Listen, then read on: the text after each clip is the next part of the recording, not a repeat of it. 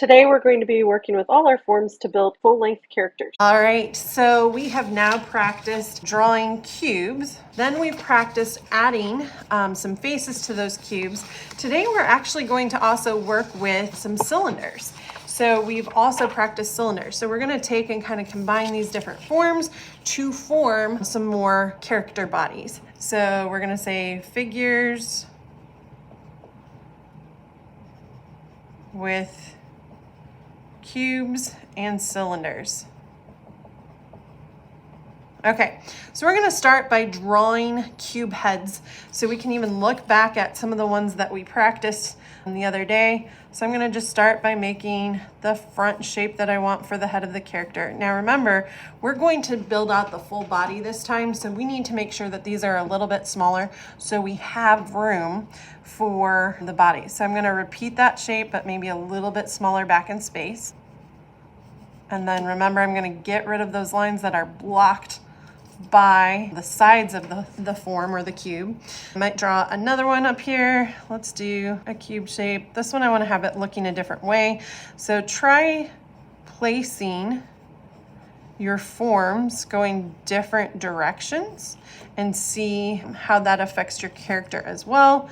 And then I had one other one that I really liked. I had a really tall, narrow head that I'd like to try and repeat. So I'm gonna start with it being a little bit wider at the top, bring it down,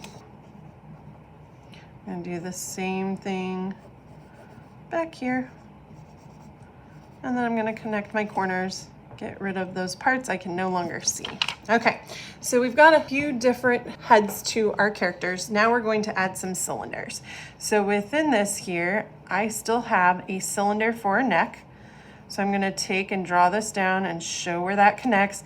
Now remember, this part gets blocked by the character itself. Here, I could take and make this a much wider neck if I wanted to. And again, we can't see that part because it's blocked by the character's head. Over here, I could take and add another, maybe this one I want it to have a curved neck.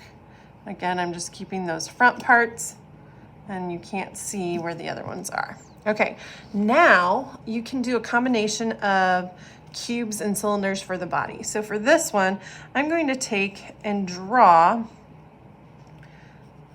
kind of this rectangular shape or quadrilateral shape, and I'm gonna follow the same direction. So notice here, my dimension's going up and to the right. I'm gonna do the same thing for this body here. Okay, for this one here, because it's facing this direction, I'm gonna start with the front one. I'm gonna give it a really big, wide base here to help support that head. But again, you can angle these. It does not have to be perfectly straight lines. In fact, that's gonna help it start to feel more like it's a character, like it has some life to it. Here, I'm gonna take, and again, I can draw the front shape. This one, again, I'm angling towards the waist, so the shoulders end up a little bit bigger. I can repeat that shape in the back if I need to, and then connect my corners, get rid of the overlapped areas that we don't see. So now I've got some bodies. All right, now I need to add some legs, and for the legs, I'm going to work with cylinders. I'm gonna bring these up a little bit because technically the cylinders would start underneath and then they're going to come down. I might have a smaller Ellipse at the base. and remember, you can add the curved lines. So if you had drawn the ellipses, you could include that front part of each ellipse going up and remove the back part to show the form of it. And here we wouldn't see that bottom part because of the angle. And then same thing here, we'd see this part with those curved parts. We can include some feet here. So you could even use like wedges here if you wanted to. I'm just gonna stick with maybe oval shapes for now. Or kind of triangle wedges here. And then I need to add some arms. So I'm gonna put my arm here. Now remember, this part of our cylinder gets blocked so we can't see it. I'm going to add an oval here, an oval here. Here's the arm coming down. Here's the hand, then maybe on this side, I'm gonna have this one going up. with the hand up here. And again, I can take and keep those curves that are going up into that hand. Okay, this one here, I could take big ellipse, small ellipse, small ellipse, ellipse for a foot, ellipse for a foot. Then I can think about, okay, what if I wanted to bend this one?